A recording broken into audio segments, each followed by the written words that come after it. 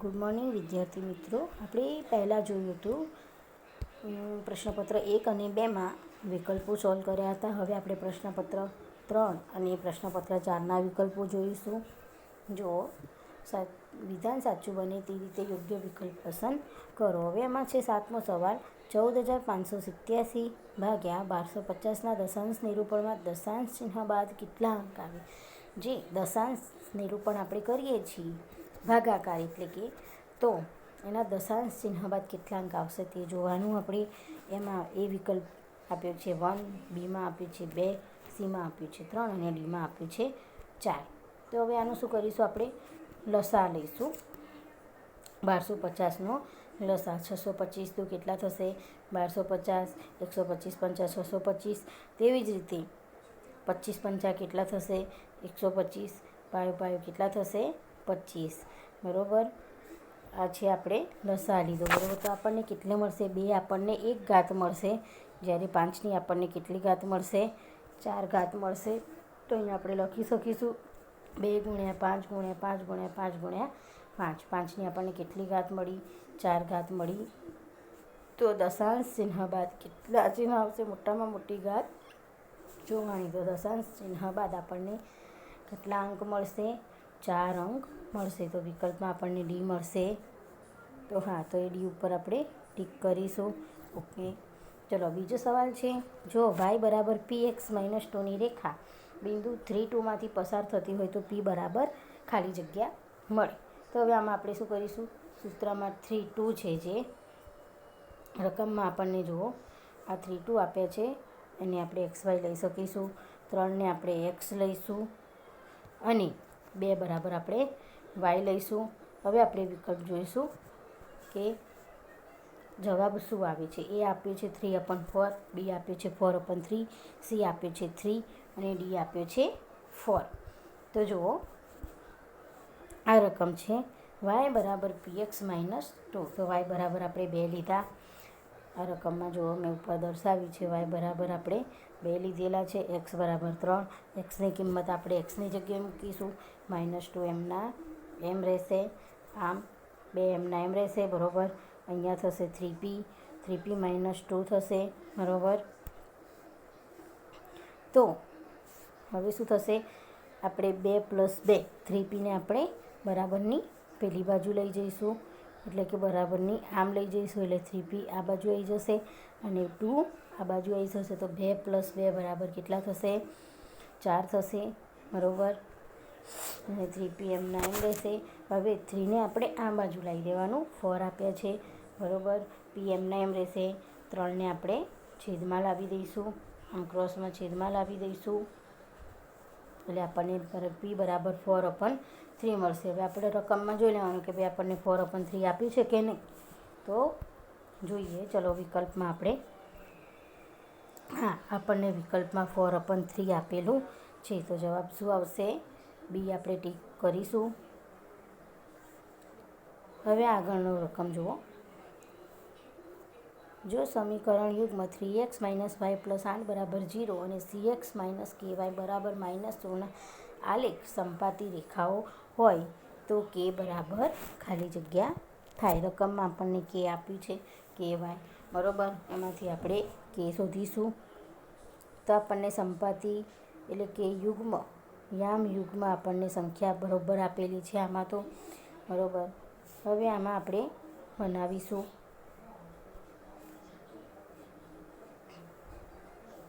આમાં આપણે 6x - ky બરાબર 16 છે. 16ને બરાબર આપણે બરાબરની આ બાજુ લઈ દઈશું તો શું થશે? +16 થશે. તો 6x - ky +16 બરાબર કેટલા મળશે આપણને? 0 લખી શકીશું. હવે જેનું વિસ્તૃત સ્વરૂપ રીતે મેં તમને અહીંયા દાખલામાં બતાવ્યું છે ગણીને.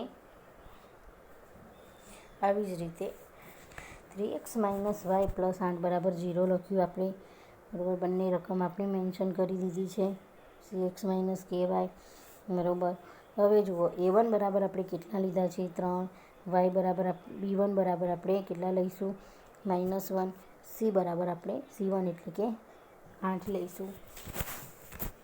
તે જ રીતે આપણે બીજી રકમમાં a2 બરાબર 6 લઈ શકીશું. બરાબર. A2 બરાબર આપણે 6 લઈશું, B2 બરાબર આપણે -k લઈશું અને C2 બરાબર આપણે 16 લઈશું. હવે આ ત્રણે ત્રણમાં આપણે કિંમત મૂકીને જોવાનું છે કે જવાબ શું આવે છે. A1/A2 બરાબર B1/A2 બરાબર C1/C2 આ રકમ છે, બરાબર. તો A1/A2 બરાબર આપણે કેટલા લખીશું? A1 આપણે 3 લખ્યા છે તો 3 લખીશું. તે જ રીતે A2 બરાબર કેટલા 6 છે તો 6 લખીશું. 3 દુના 6 એટલે કે આપણને જવાબ મળશે 1/2 મળશે. તેવી જ રીતે લખીશું B1/B2. B1 એટલે કે Y, બરાબર. અહીંની આગળ કોઈ સંખ્યા નથી એટલે શું આવશે? -1 લખી શકીશું બાય B1 બરાબર -1. B2 બરાબર આપણે કેટલા લખીશું? -k, એટલે કે આપણે કેટલું મળશે? માઇનસ ઉડી જશે એટલે 1/k મળશે. તેવી જ રીતે આપણે C1 C2 લખીશું. C1માં આપણને આપ્યા છે 8 અને C2 આપણે આપે છે 16. જો C2 આપણને 16 છે, C1 આપણને 8 છે. 8 ભાગ્યા 16 લખીશું તો શું થશે? 8 દુના 16 એટલે 1/2 આપણને જવાબ મળે છે. કેટલો? 1/2. પણ કેવા? +1/2 જવાબ મળે છે. હવે આપણે વિકલ્પમાં જોઈ લેવાનું કે આપણને મળે છે કે નહીં. હા, જવાબમાં 1/2 આપેલું છે તો આપણે એ લખી શકીશું 1/2. હવે 10મું સમીકરણ છે. સમીકરણ ખાલી જગ્યાના બીજ 2 અને -1 હોય તો આપણે પહેલું બીજોનો સરવાળો જોવાનો છે. સમીકરણમાં બીજોનો સરવાળો કરીશું પછી બીજનો ગુણાકાર કરીને આપણે જોઈશું કે ભાઈ આ 4 વિકલ્પમાંથી કયો યોગ્ય છે. તો જુઓ, આ 10મો બીજોનો સરવાળો 2 પ્લસ આપણને કેટલા આપે છે? -1 આપે છે રકમમાં. તો આપણે અહીંયા લખી શકીશું -2 પ્લસ -1 બરાબર. તો શું થશે? 2 -1 બરાબર આપણને B બરાબર કેટલા મળશે? બીજનો સરવાળો -1 મળશે. આપણે સૂત્ર લખીશું -B આપણને લખવાનું છે સૂત્ર, બરાબર. -B આપણને 1 મળ્યા. એ બરાબર આપણે 1 આપેલો છે એ લઈશું. એ બરાબર xનું કિંમત થાય, બરાબર. તો એ લખીને આપણે -1/1 લખી શકીશું. હવે બીજોનો ગુણાકાર કરીશું તો આપણને કેટલો આપે છે? 2 ગુણ્યા -1 લખીશું. -2 તો આપણને C બરાબર કેટલા મળશે? -2. એ બરાબર આપણે xની કિંમત આપણે 1 લઈએ તો એ મૂકી દઈશું, બરાબર. તો A બરાબર 1, B બરાબર -1 અને C બરાબર 2, બરાબર. તો હવે આપણે આ સૂત્ર જોઈશું, બરાબર. તો આપણને શું મળશે સૂત્રમાં? -2 આપણને C મળ્યા છે એટલે લાસ્ટ આપણે -2 મળી ગયા. વચ્ચે આપણને x મળ્યા, બીની કિંમત કેટલી? x મળી અને એને આપણને x² લખી શકીશું. તો બીજોનું સમીકરણમાં ગુણાકાર કેટલો થશે? x² પ્લસ, જુઓ લાસ્ટ આપણે કેટલો જવાબ મળ્યો? x² - x - 2 બરાબર 0. x² - x - 2 બરાબર 0 લખી શકીશું. x² - x બરાબર આ સૂત્ર આપણે લખીશું. x² - x - 2 બરાબર 0. હવે જુઓ, સમાંતર શ્રેણીના પ્રથમ n પદોનો સરવાળો શોધવાનું સૂત્ર ખાલી જગ્યા છે.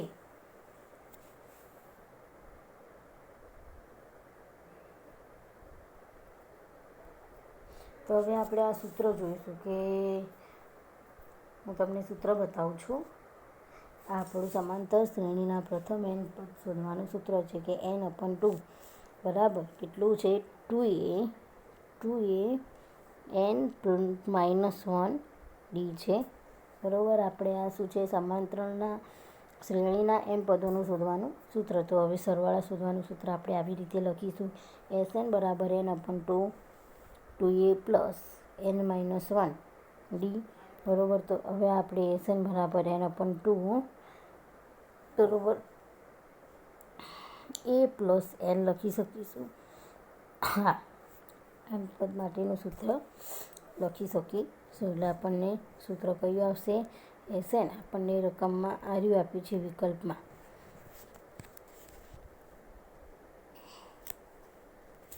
કયું આવશે?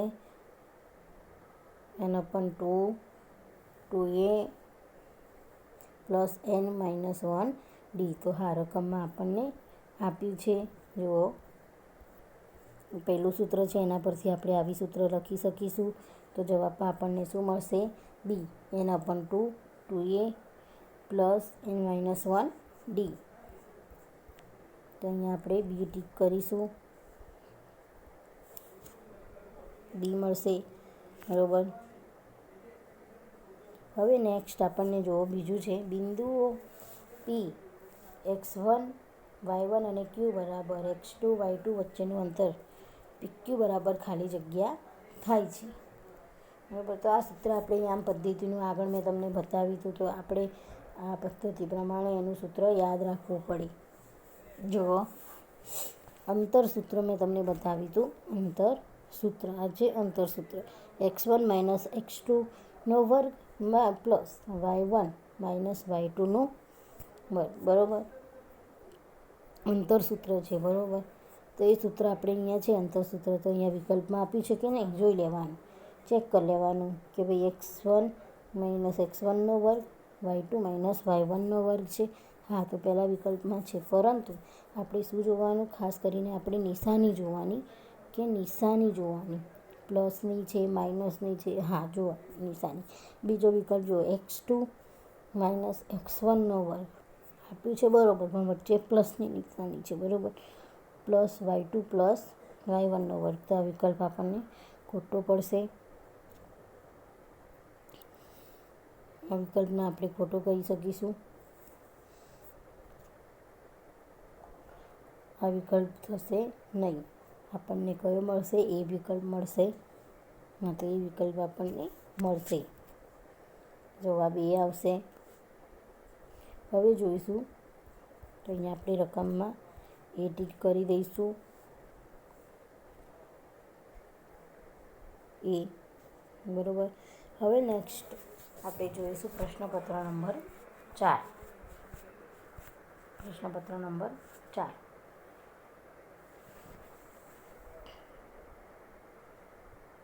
પ્રશ્નપત્ર 4માં શું કહે છે? -7મો સવાલ છે, ખાલી જગ્યા એ √2 અને √3 વચ્ચે આવેલ સમય સંખ્યા છે કે નહીં? હવે આ સમય સંખ્યા આપણે શોધવી પડશે. બરાબર. હવે √2 ને આપણે કેટલું મળશે? 1.4 મળશે. જ્યારે √3નું આપણને કેટલી મળશે? 1.3. બરાબર. કેટલું છે? 1.7. તો આપણે જોઈશું કે ભાઈ હવે આપણે પહેલી રકમમાં 4/5 એટલે ખોટું પડે. હંમેશા ઉપર નાની સંખ્યા ના હોય, ઉપર હંમેશા મોટી સંખ્યા અને નીચે નાની સંખ્યા હોય તો આપણે ભાગ ચલાવી શકીએ. એટલે પહેલું વિધાન આપણને ખોટું લાગે છે. બરાબર. પહેલું વિધાન નહીં આવે. બીજું વિધાન જો 3/2, તો ઉપર મોટી સંખ્યા છે અને નીચે નાની સંખ્યા છે. બરાબર. તો એનું આપણે જોઈશું કે 3/2, તો 3ને આપણે કેટલા કરીશું? 1.5 + 1.5 કરીશું એટલે આપણને 3 મળશે. હા, તો સવાલમાં શું કીધું છે આપણને? કે √2 અને √3 વચ્ચે આવેલ સમય સંખ્યા જોવાની છે. બરાબર. તો આની આપી છે 1/4 આપી છે. આની આપી છે આપણને 1.7. આની આપી છે 1.4. આની આપી છે 1.7. બંનેની અલગ અલગ આપી છે. બરાબર. તો હવે વચ્ચેની સંખ્યા કઈ? તો આપણને વચ્ચે કેટલા મળશે? 1.5. તો આપણે લખી શકીશું 1.5. તો આપણે બી જવાબ સાચો, કે 3/2. આપણે એ સંખ્યાનું આપણે જોઈશું સમય સંખ્યા, તો આપણને કેટલી મળશે? 3/2. એની વચ્ચે મળશે આપણને. હવે નેક્સ્ટ છે બીજો સવાલ, બિંદુ -3/4 ખાલી જગ્યા ચરણ બિંદુ છે. બરાબર. 3/4નું ખાલી જગ્યા ચરણ બિંદુ છે. તો આપણે જોઈશું કે ભાઈ ચરણ બિંદુ આલેખ દોરીશું આપણે આવી રીતે. જો આલેખ દોર્યો છે, પ્રથમ પદ, બીજું પદ, ત્રીજું પદ ને ચોથું પદ. તો હંમેશા પ્રથમ પદમાં કઈ સંખ્યા આવશે? +1, 1, +2, +3. તેવી જ રીતે બીજા પદમાં કેવી આવશે? +1, 2, 3 આવશે. ત્રીજા પદમાં કેવી આવશે? -1, -2, -3. ચોથા પદમાં કઈ આવશે? પ્લસ આવશે. બીજા અને ત્રીજા પદમાં માઇનસ આવશે. બરાબર. આમાં શું કીધું છે? -3 અને 4 ચરણનું બિંદુ કયું છે? ચરણનું બિંદુ કયું છે? તો અહીંયા આપણને -3, -2, -1 મળે છે. હા, બરાબર. અહીંયા આપણને પ્લસ મળે છે. તો -3 અહીંયા આવશે અને +4 અહીંયા આવશે. તો કયા ચરણ વચ્ચે આવ્યું? બીજા ચરણ વચ્ચે આવ્યું. તો આપણને કેટલું મળશે? બીજું ચરણ બિંદુ મળે છે. બરાબર. તો જવાબમાં આવશે બીજું. બીજું આવશે. આપણે બીજું ટીક કરી દેવાનું કે બીજું ચરણ મળે છે. હવે ત્રીજું જુઓ. નેક્સ્ટ આગળ જોઈશું આપણે. જુઓ શું કહે છે? સમીકરણ યુગ્મ 2x - 3y = 4 અને 4x - 6y = 7 નો ઉકેલ મળે. કેટલો ઉકેલ મળે છે આપણને? બરાબર. તેને આપણે શું કરીશું? A1, A2 આગળની રીતમાં મેં તમને સમજાવ્યું હતું કે A1, A2 = B1, B2, C1, C2. એમાં આપણે શું કરીશું? કિંમતો મૂકી જોવાની કે આપણને કેટલું જવાબ મળે છે. તો A1, B1 બરાબર કેટલું? 2 અને 3. પહેલી રકમમાં મને 2 અને 3 છે. y = 3 લઈશું અને x = 2 લઈશું. A1, A2 લખીશું. નોટ ઇક્વલ ટુ આપ્યું છે. ત્રણેયમાં નોટ ઇક્વલ ટુ. બરાબર. એમાં આપણે ચેક કરીશું કે એની સમાન આપણે જોઈતું કે સમાંતર રેખાઓ મળે છે કે નહીં. તો B1, B2 બરાબર આપણે લખીશું 4 લખીશું. B1 બરાબર આપણે 2 લખીશું અને B2 બરાબર આપણે લખીશું 4. બરાબર. હવે જુઓ A1, A2 અને B1, B2ની આપણે કિંમત મૂકીશું. 2 અને 4, 3 અને 6. તો શું થશે? 3 દૂના 6 થશે. 2 દૂના 4 થશે. એટલે કે આપણને અહીંયા 1/2 મળશે. બરાબર. તેવી જ રીતે 3 દૂના 6 થશે એટલે આપણને 1/2 મળશે. પણ કેવા? = 1/2 મળે છે. અને સીમાં જુઓ આપણને કેટલા મળે છે? C1, C2 બરાબર આપણે મૂકીશું. બરાબર. 3 બીજો વિકલ્પ આપણે જોઈશું. -3/-6 મળશે B1, B2. તે જ રીતે C1, C2 -4 -7 મળશે. બરાબર. તો બી આપણને કેવા મળે છે? નોટ ઇક્વલ ટુ મળે છે. કેમ કે વચ્ચે નીચે 8 હોત તો આપણને 1/2 મળે. પરંતુ તે 8 નથી, એ 7 છે. એટલે આપણે આ સંખ્યા થશે નહીં. એટલે કે નોટ ઇક્વલ ટુ 0 મળે છે. તે સંખ્યા આપણને યોગ્ય થતી નથી.